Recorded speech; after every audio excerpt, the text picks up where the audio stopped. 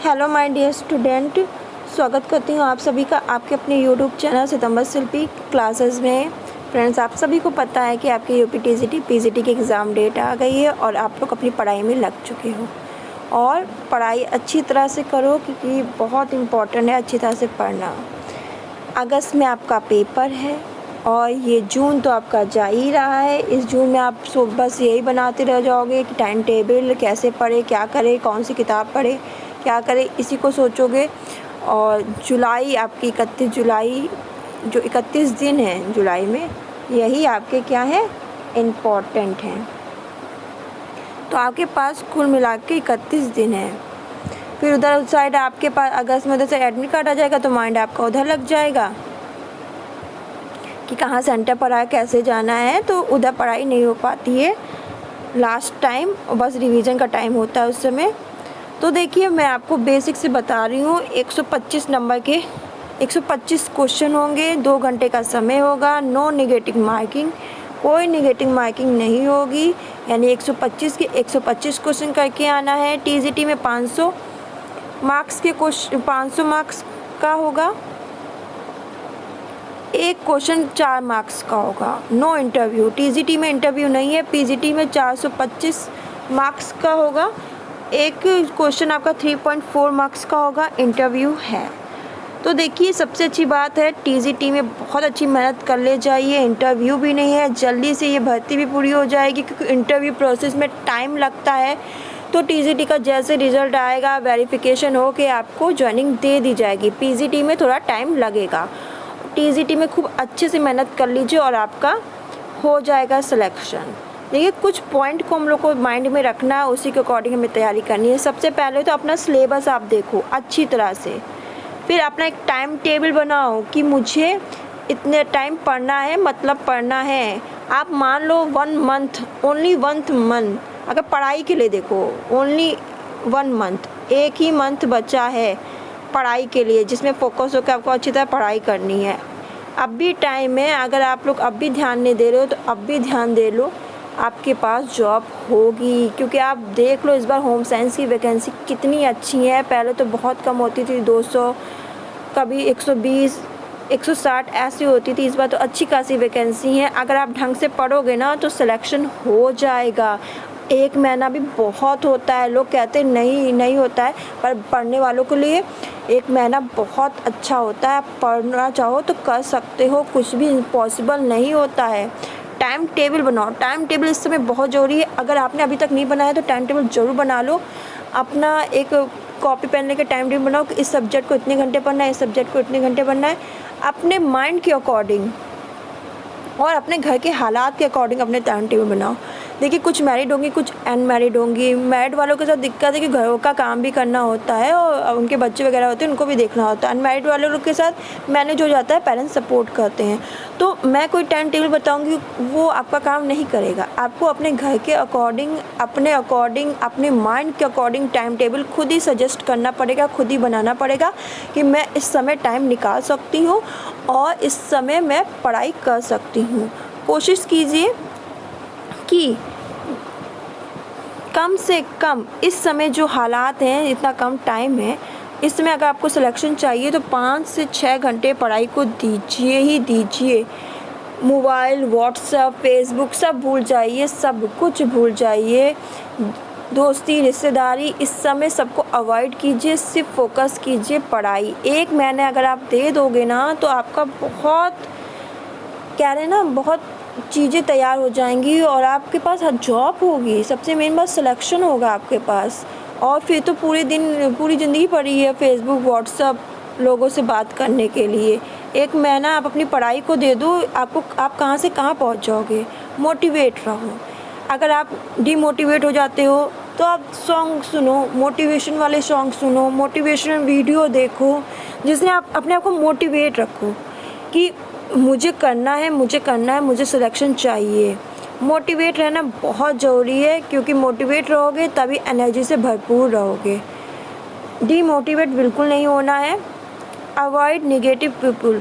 जो आपके जो फ्रेंड्स होते हैं ना, जो यूपी टीजीटी पीजीटी का फॉर्म भरे होंगे, उसके बाद भी कहेंगे अरे फ्रेंड बहन मेरा फॉर्म गलत हो गया, नहीं यार हम कुछ पढ़ ही नहीं पा रहे हैं, टाइम ही नहीं मिलता, कुछ समझ ही में नहीं आ रहा कौन सी बुक पढ़े क्या करे। अपना सब कुछ उनको पता हो कैसे पढ़ना, वो आपकी हेल्प नहीं करेंगे, बिल्कुल नहीं करेंगे। आपसे कहेंगे अरे बहुत टफ होता है, ऐसा आता है पेपर, वैसा आता है पेपर, आपको घुमाएंगे, आपका माइंड डाइवर्ट करेंगे। तो इस समय किसी से बात नहीं करनी, अपनी माइंड की सुनो और आप जो था आपका माइंड जो कहता है वो करो। किसी से राय लेने की ज़रूरत नहीं है, किसी से बात करने की ज़रूरत नहीं है। और कोई अगर आपसे कहता है पेपर टफ आता है, सिलेक्शन मुश्किल है, तो इन सब बातों को ध्यान बिल्कुल मत दीजिए। वो आपको गुमराह कर रहा है, आपका माइंड डाइवर्ट कर रहा है। वो सोच रहा है ये कंपटीशन से निकल जाए, मैं शायद आगे बढ़ जाऊँ। तो इसलिए अवॉइड नेगेटिव पीपल जो कहें कि नहीं बहुत मुश्किल है, नहीं हो पाता, ऐसे लोगों की बातें मत सुनो। प्रीवियस ईयर पेपर जितना हो सके उतना लगाओ। Previous year question answer most important है, इस समय तो मोस्ट इम्पॉर्टेंट है प्रीवियस ईयर पेपर। क्योंकि प्रीवियस ईयर पेपर से फ़ायदा ये होता है कि प्रीवियस ईयर क्या होता है, जो क्वेश्चन पेपर में आते हैं वही प्रीवियस ईयर है ना, जो पहले पूछे जा चुके हैं। तो आपके क्वेश्चन आंसर रिपीट होने के कुछ चांसेस होते हैं। तो कोशिश कीजिए प्रीवियस ईयर क्वेश्चन आंसर को आप ज़रूर देखें। हाई टारगेट रखिए। बहुत सारे पूछते हैं मैम 125 में कितना नंबर ले आए तो हो जाएगा। मैं तो कह रही हूँ 125 में 125 का आप टारगेट रखो। जब आप पेपर देने जाओगे ना, तो वहाँ आपको 5 से 6 क्वेश्चन ऐसे मिलते हैं जो आपने बिल्कुल पढ़ा नहीं होगा, बिल्कुल आपको समझ ही में नहीं आ रहा होगा। तो आप ऐसे क्वेश्चन मिल जाएंगे, आप इतना पढ़ोगे तब भी 5 से 6 क्वेश्चन ऐसे मिल जाएंगे। तो इसलिए अपना टारगेट 125 का रखो कि हमको 125 करना है। उसमें से 4-5 क्वेश्चन टफ बहुत आ जाते हैं, तो हाई टारगेट रखो 125 में 125 का। क्योंकि ये इसमें इंटरव्यू नहीं है जो आप लोग सोच रहे हो 90 नंबर आएंगे तो हो जाएगा ये वो। पता नहीं क्या आजकल कंपटीशन बहुत बढ़ गया है, क्योंकि हर चीज़ ऑनलाइन हो गई है। पहले लोगों को पता नहीं था पढ़ाई कैसे करते हैं, कौन सी किताबें करते हैं, पढ़ाई करते हैं, क्या करते हैं, कैसे पढ़ना चाहिए। आजकल सब कुछ एडवांस हो चुका है। होम साइंस की भी चीज़ें बहुत सारी आ गई हैं मार्केट में। आप लोग तो इसलिए सब जागरूक हैं कि पढ़ाई कैसे करनी है। तो इस बार कंपटीशन तगड़ा होगा, बहुत ज़्यादा तगड़ा होगा। पहले लोगों को नहीं पता था कि पढ़ाई कैसे है, इसलिए कंपटीशन उतना नहीं हो पाता था। तो अपना टारगेट हाई रखोगे तभी कंपटीशन को निकाल पाओगे, तभी पेपर में सिलेक्शन ले पाओगे। दूसरा वर्क बहुत हार्ड करना है। ये नहीं कि एक दिन बहुत पढ़ लिया, अच्छे से पढ़ लिया, दूसरे दिन लो टीवी देख ले, लो दोस्तों से मिल ले, इधर घूम ले उधर घूम ले। 1 महीना वर्क हार्ड कर लो और इसका रिज़ल्ट आपके पास होगा। बस 1 महीना सोच लो, ये 1 महीना आपकी ज़िंदगी बदल देगा। 1 महीना आपको कहाँ से कहाँ पहुँचा देगा। आपके जितने सपने हैं सब पूरे होंगे अगर आप 1 महीना इसे दे देते हो। अपने पे भरोसा रखो, आप अपने भरोसा रखो कि मैं कर ले जाऊंगी और मेरा सिलेक्शन होगा, मतलब होगा। मैं तो 100% इस बार टीजीटी पीजीटी में जा रही हूँ और आपके हाथ में क्या होगी, सफलता। आप सक्सेस होगे, आपके हाथ में सफलता होगी। और जिस दिन रिज़ल्ट आएगा ना और वेरिफिकेशन कराने जाओगे, उस दिन की जो खुशी होगी ना, फिर मुझे बताना आप लोग यूट्यूब पे और व्हाट्सएप मैसेज करके कि मैम मैं सेलेक्ट हो गई। जो खुशी होती ना जॉब पाने की, वो खुशी आप कभी भी महसूस नहीं कर सकते हो ऐसे जब तक आप जॉब नहीं पाओगे। आपके पेरेंट्स, आपके माता पिता कितने खुश होंगे। सोचिए, सबसे अनमोल गिफ्ट होगा हमारे माँ बाप के लिए हमारी सफलता, क्योंकि वो हम लोग के लिए कितना त्याग करते हैं। और अगर आप माँ बाप के लिए कुछ करना चाहते हो ना, तो ये जॉब दे के दो उनको। ये जॉब में अपना सिलेक्शन दिखाओ कि मैम पापा मैं इस जॉब में सिलेक्शन लेके रहूँगी। हमारे माता पिता जो होते हैं, माता पिता, वो हमको इतनी दूर सेंटर में लेके जाते हैं, हम लोग पेपर देते हुए बाहर धूप में बैठे रहते हैं, हम लोग का इंतज़ार करते हैं, बहुत सब सपोर्ट बहुत करते हैं। तो उनको ये खुशी तो हमें देनी बनती है। तो आज से ही लग जाओ अपने माता पिता के लिए, अपने लिए, अपने भविष्य के लिए खूब अच्छे से मेहनत करो। अपनी यूनिट पे ध्यान दो। देखिए आहार पौष्टिकता में जो क्वेश्चन विटामिन्स वगैरह से, कौन से विटामिन्स से कौन से रोग हो जाते हैं, कौन से विटामिन्स के रासायनिक नाम क्या है, इनको अच्छी तरह से पढ़ो। जो क्वेश्चन बहुत पूछे जाते हैं, कॉमन है, उन पे फोकस करो।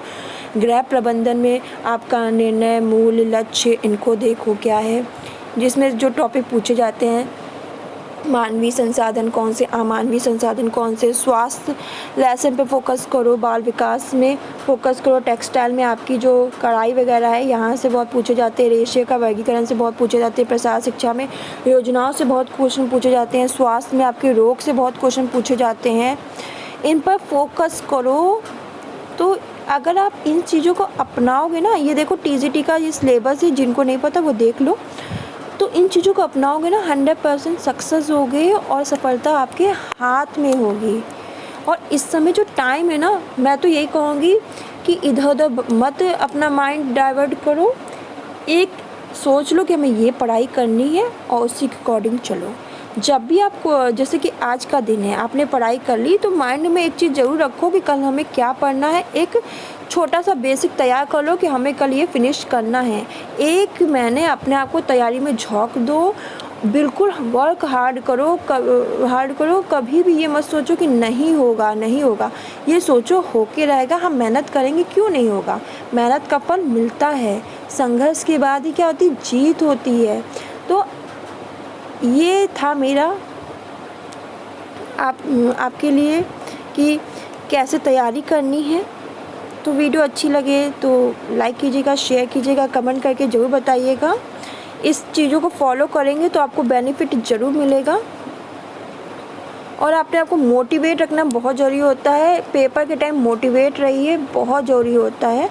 और नेगेटिव चीज़ों से और कुछ चीज़ें जो हैं आपके फैमिली में हो रही हैं उनको अवॉइड कीजिए, अपनी पढ़ाई पे फोकस कीजिए। एक महीना आपकी ज़िंदगी बदलने के लिए आ रहा है और पहली बार ऐसा हो रहा है जो टीजीटी का पेपर इतनी जल्दी हो रहा है।